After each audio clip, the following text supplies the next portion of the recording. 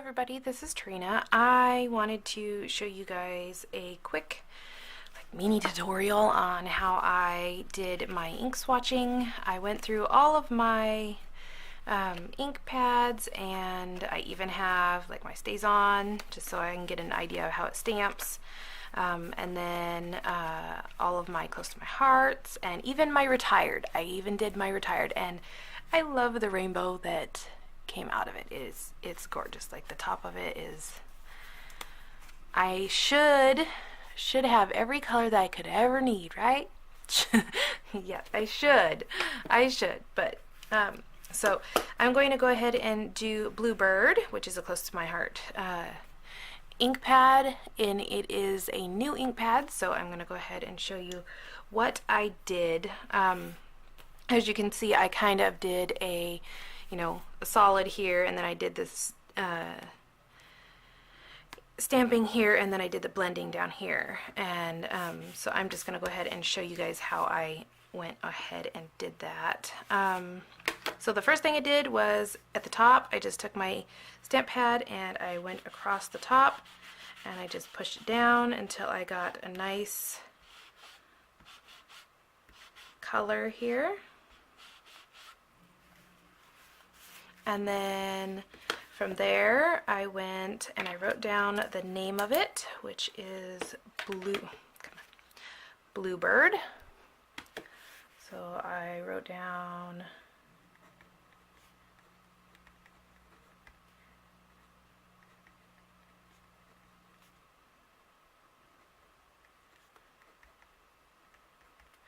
and then I will leave enough room for it when if eventually I'm sure it will be retired, but that will be many years, or should be several years from now. So now I'm going to go ahead and stamp my little heart images, so the first one is going to be just a stamp on. Second one is a stamp on. Third one is a second gen stamp.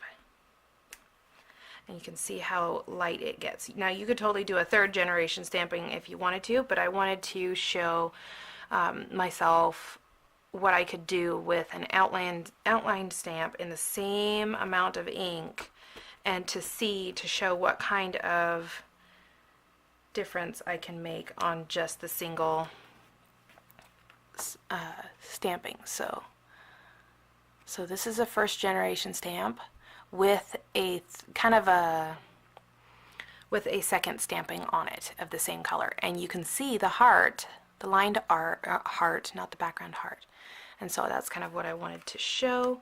And then I'm going to go ahead and do the lined heart on this one as well, just to show the difference between the first gen line and the second gen line. And I don't care that it's lined up perfectly, it doesn't need to be for me. So that would be all I'm doing with the stamping. And then the last part is down here is the blending. So I'm going to turn my paper sideways, and I've got a blending pad for each of my colors that I have, and I'm just going to stamp on here, gather some ink, and then go around in a circle. Now when I do this, I lean it a little bit to the right so that the corner, round corner, isn't hitting, because if it hits, it's going to create a circle. So if I do this and move it, it moves the ink really well. So I'm just going to go around through here. And I'm starting, because this is going to be the darker edge, I'm starting down here. Another thing with close to my heart inks is as they dry, they spread really nicely. So even if it looks really liney right now, it will not be as liney later. So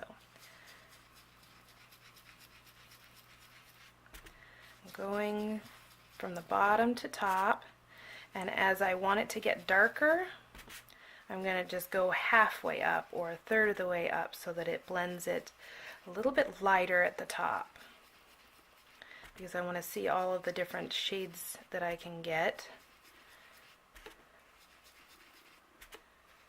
by using this one color. So now I'm just going to go a little heavier at the bottom. And you can kind of see as well how well these inks respond to masking as well when I move this. So then now I'm going to kind of just brush it off and go over everything a little bit just to smooth it all out like that. Now as it dries, it will be nice and smooth, much like this.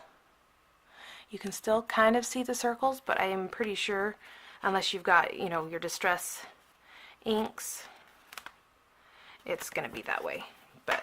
And I'm sure practice makes a difference as well. But so that is my Bluebird ink. I really love this color. It's really pretty. And I'm going to go ahead and add it to my swatches.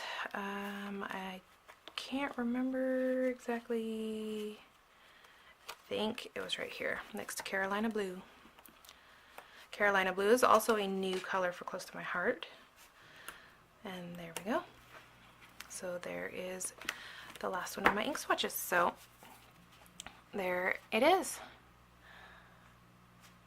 So anytime I'm looking for a specific color or anything like that, then I can go ahead and look through my colors and see what I have, what matches. And I don't just use Close to My Heart papers and cardstock and stuff like that, so these will come in handy because then I can mix and match with non-Close to My Heart as well.